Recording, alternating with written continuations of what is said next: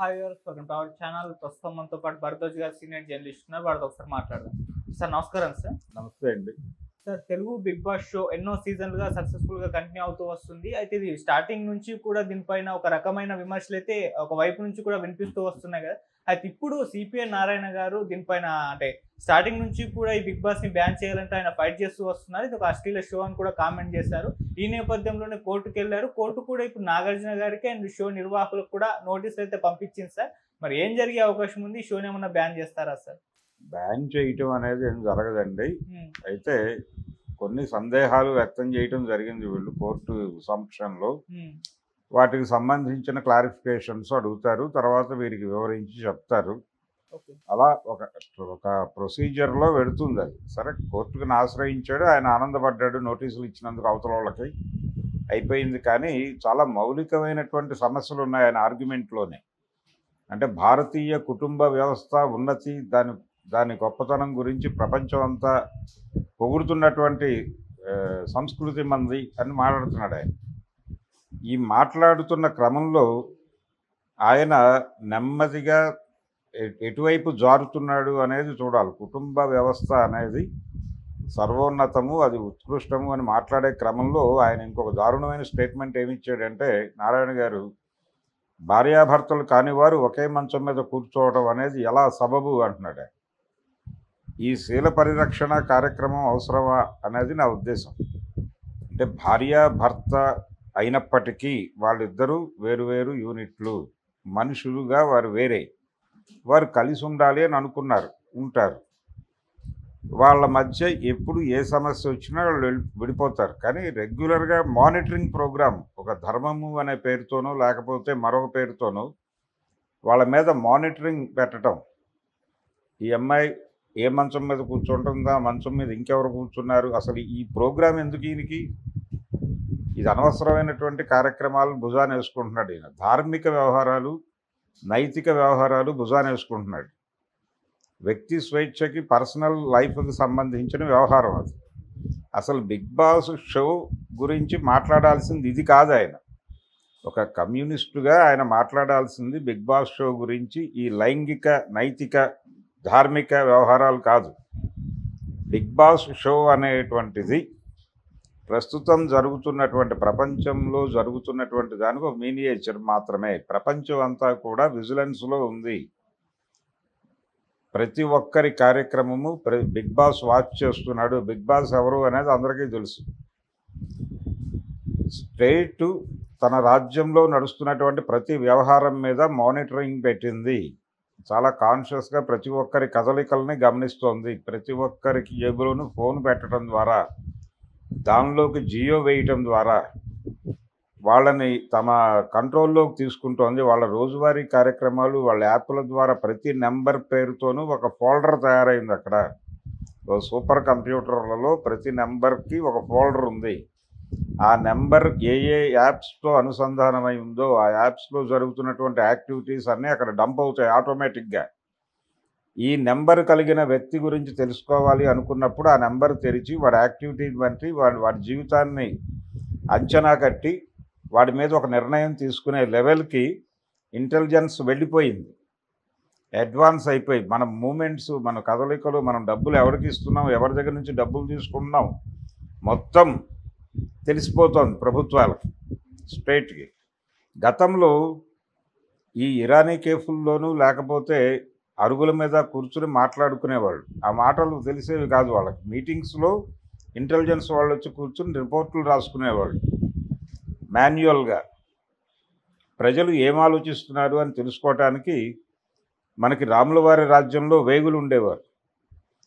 సీతమ్మ వారి గురించి ఎవరో ఒక వ్యక్తి, తిప్పడు అనేటువంటి వ్యక్తి ఏదో నెగిటివ్ కామెంట్ చేశాడనే విషయం ఒక వేగు వచ్చి రాముల వారికి నివేదిస్తే వారెళ్ళి మంత్రివర్గ సమావేశం పెట్టి అక్కడ బాధపడతాడు.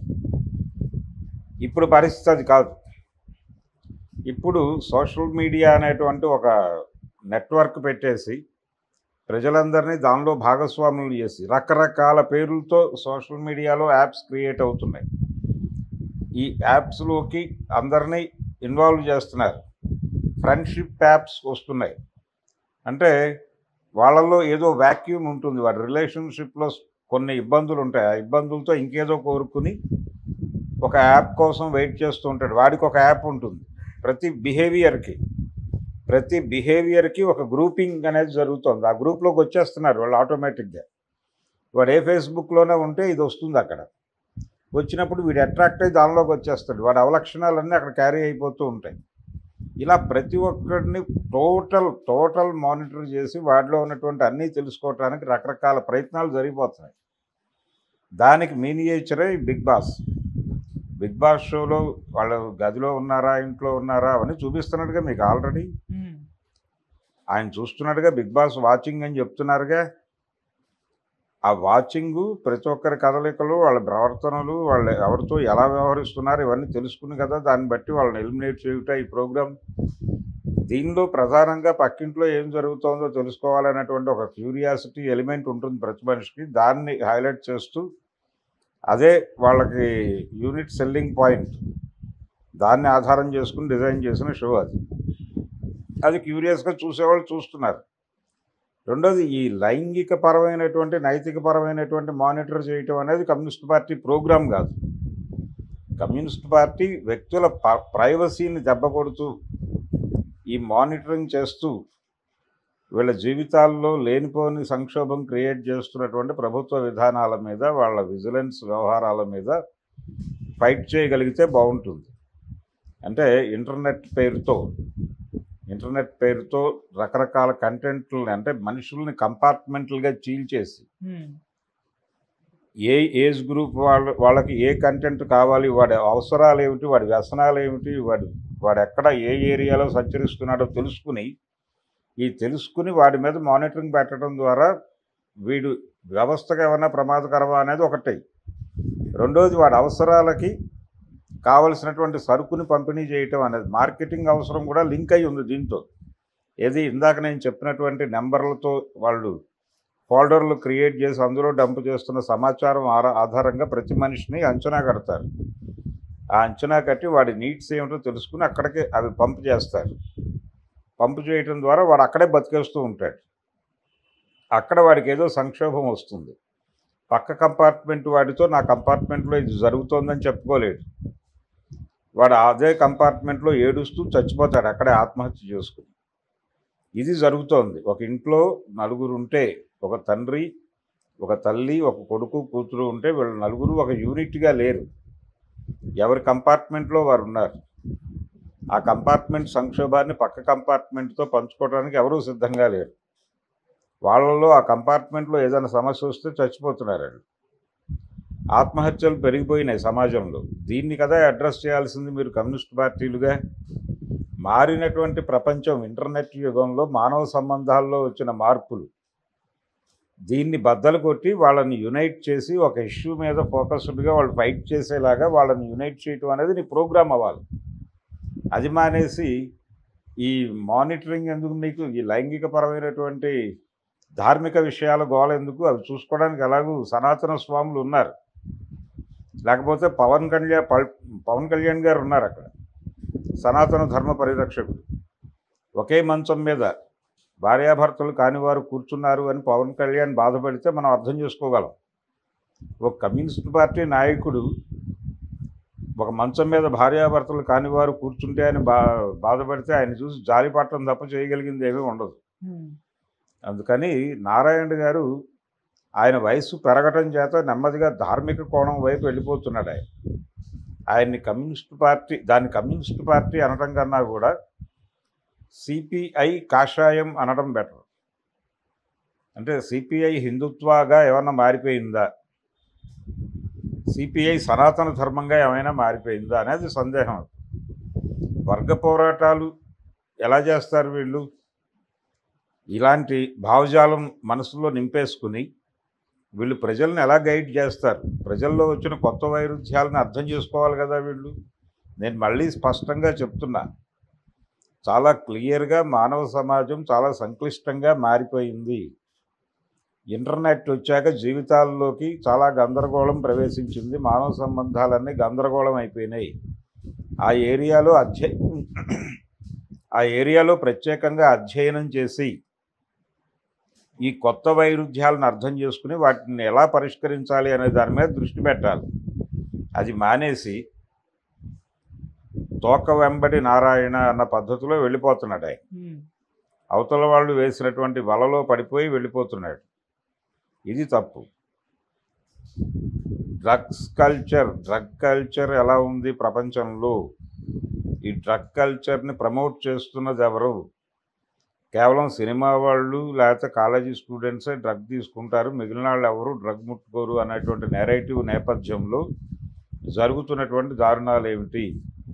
డ్రగ్ సరఫరాలో కేవలం అంటే డ్రగ్స్ అనేవి నైజీరియన్స్ మాత్రమే సరఫరా చేస్తారు అనేటువంటి నెరేటివ్ని కూడా కల్పించారు. కానీ ఇక్కడ రాజకీయ పార్టీల ప్రమేయం లేకుండా డ్రగ్ సరఫరా జరగటం లేదు అనేది చాలా సుస్పష్టం.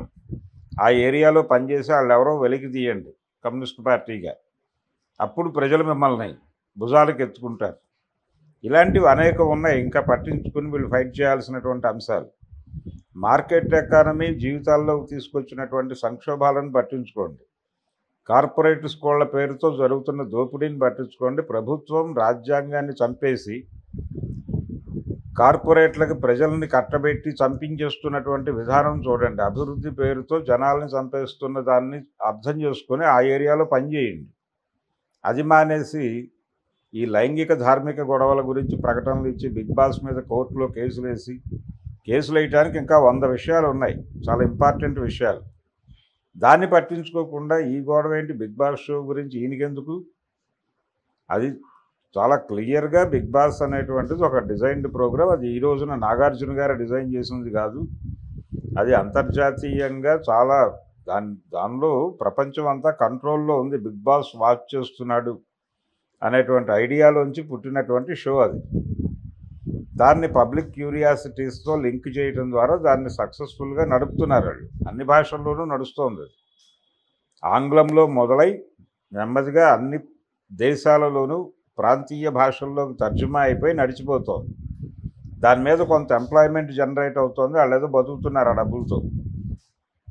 వాళ్ళ జీవితాల్లోకి ఎందుకు మీరు రాయేయాలి వెళ్ళి? మీరు పట్టించుకోదలుచుకుంటే అనేక విషయాలు ఉన్నాయి, కూర్చుని మాట్లాడుకుందాం, పట్టించుకుందాం, చేద్దాం. వాటిని వదిలిపెట్టేసి ఇదేదో పెద్ద జాతీయ గొడవలాగా వర్గ పోరాటంలాగా ఆయన నాగార్జున మీద వర్గ పోరాటం చేస్తే అలాగా ఏమన్నా ఓపికంటే భారత ప్రభుత్వం అడవుల నుంచి ఆదివాసీలను ఖాళీ చేయించడానికి జరుపుతున్నటువంటి నరమేధం గురించి మాట్లాడుకుందాం, దాని మీద ఫైట్ చేద్దాం. ఇలాంటివి 100 ఉన్నాయి. అలాగే ఏదో ఒక ప్రాంతంలో అభివృద్ధి అనే పేరుతో ఏదో ఒక ప్రాజెక్ట్ తీసుకొచ్చి దాని కింద నిర్వాసితులను చేసి చాలామందిని వీధుల్లోకి గెంటేస్తున్నారు. ఎందుకు? ఆంధ్రప్రదేశ్లో జరుగుతున్నటువంటి ల్యాండ్ పూలింగా లేకపోతే పుల్లింగా? ఆ ల్యాండ్ పూలింగ్ పేరుతో ఆయన 40,000 ఎకరాలు పీల్చడానికి రెడీ అయిపోయాడు. వాళ్ళకి 20 కోట్లు వస్తుంది, మీ భూమి రేటుకి ఎకరం 20 కోట్లకు పెరిగిపోద్దని భ్రమలు కల్పిస్తున్నాడు. అక్కడ భూములు ఏమైపోతున్నాయి? ఈ ల్యాండ్ బ్యాంక్ పెంచుకుంటున్నటువంటి ప్రభుత్వాలు ఈ భూములన్నీ ఏం చేస్తాయి? కార్పొరేట్లకు కట్టబడతాయి. కార్పొరేట్లకు కట్టబెట్టడానికి ప్రజల నుంచి భూములు లాగేసుకుంటున్నటువంటి ప్రభుత్వ విధానాలకు వ్యతిరేకంగా పోట్లాడండి. ఇల్లు లేని పేదలకు ఇల్లు ఇప్పించడానికి పోరాటాలు చేయండి, భూ పోరాటాలు చేయండి. ల్యాండ్ అంటే దున్నుకోవడానికి పొలం లేని వాడి కోసం దున్నేవాడికి భూమి పోరాటాలు చేయండి. అవన్నీ మానిపాడేసి ఈ బిగ్ బాస్ షో మీద కేసులు వేసుకుంటాను, ఇంకోటి వేసుకుంటాను, పైగా సాంప్రదాయం, భారతీయ వివాహ వ్యవస్థ, కుటుంబ వ్యవస్థ అని ఈ పదాల చాలా అన్వాంటెడ్ వ్యవహారం అంతా నాన్సెన్స్ మాట్లాడుతున్నాడు ఆయన చాలా స్పష్టంగా. ఆయన మాట్లాడుతున్న మాటల్లో ఎక్కడా కూడా నాకు ఆయన ఒక కమ్యూనిస్ట్ పార్టీ నాయకుడిగా కనిపించట్లేదు. చాలా క్లియర్గా ఆయన ఒక ధార్మిక మనిషిగా కనిపిస్తున్నాడు. అంచేత నారాయణ గారు కొంచెం ధార్మికతను తగ్గించుకుని కమ్యూనిస్టు స్పిరిట్ని పెంచుకొని కొంచెం ప్రపంచాన్ని అర్థం చేసుకుని నడుచుకుంటే బాగుంటుంది. నేను ఇప్పుడు నారాయణ గారి మీద నెగిటివ్గా మాట్లాడాను కాబట్టి బిగ్ బాస్ షోని సమర్థిస్తున్నట్టు కాదు. దాని మీద నాకుండే అభ్యంతరాలు నాకున్నాయి, ఇది కాదు, ఈయనకున్న అభ్యంతరాలు కాదు. మీకేం అభ్యంతరాలు ఉన్నాయి సార్? నేను ఇందాకే చెప్పాను, అదొక దాని నుంచి అర్థం చేసుకోవాల్సి ఉంది, దాని నుంచి ప్రపంచాన్ని అర్థం చేసుకోవాల్సిన విషయం చాలా ఉంది. మన జీవితాలన్నీ మానిటరింగ్లో ఉన్నాయి. మనని ప్రతిరోజు బిగ్ బాస్ వాచ్ చేస్తున్నాడు. ఆ బిగ్ బాస్ ఎవడో ముందు చెప్పండి ప్రపంచానికి. ఆ బిగ్ బాస్ ఎవడు అమెరికా వాడు అయి ఉండొచ్చు, మరొకడై ఉండొచ్చు. మార్కెట్ వాచ్ చేస్తుంది. మార్కెట్ శక్తులు మన జీవితాల్లో జొరబడి చూస్తున్నాయి. నువ్వు ఒక రోజు తెలియకుండా అనుకోకుండా ఒక ₹50 ఎక్కడో ఖర్చు పెడతావు. మీకు ఆర్టిఫిషియల్ ఇంటెలిజెన్స్ ద్వారా ఆల్రెడీ మీ దీనిలో వచ్చేస్తాయి. మీరు సెర్చ్లో, ఓకే. గూగుల్ సెర్చ్లో మీరు ఏదన్నా గూగుల్తో ఇంకొక సిస్టమ్ వేరే ఊళ్ళో ఒక సిస్టమ్తో లాగిన్ అయినా మీకు ఇమ్మీడియట్గా మీ ఇష్టాలు ఏమిటి, మీవేమిటి అనేది వచ్చేస్తుంది దానిలో. అవును. మీరు 100 సిస్టమ్స్లో సెర్చ్ చేసింది ప్రతి సిస్టంలోనూ వస్తుంది. ఓకే. మీరు కూర్చుని వెళ్ళాక దాని మీద నొక్కితే మీ కథ ఏంటో అక్కడ కూర్చున్నవాడికి తెలిసిపోతుంది. అవును. ఇంత ఓపెన్గా బట్టలు ఉడదీసి ప్రపంచాన్ని చూస్తున్నాడు వాడు.